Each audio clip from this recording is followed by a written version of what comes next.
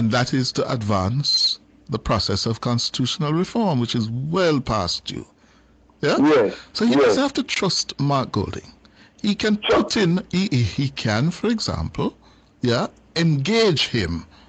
Yes, engage him with his Minister of Constitutional Affairs, his senior legal advisors around, sit down in a room, and lay the groundwork, the framework. What are the objectives? What is it that we need to get done? Here are the problems. What are the differences? And hash it out. Yes, so let me ask you something, just stick a spin. Yes.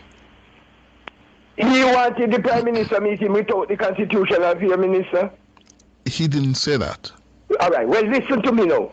The only way that Mr. Holness could go in that meeting with Mark Golding, unless him have me, Papa Nana, as a witness, Judge David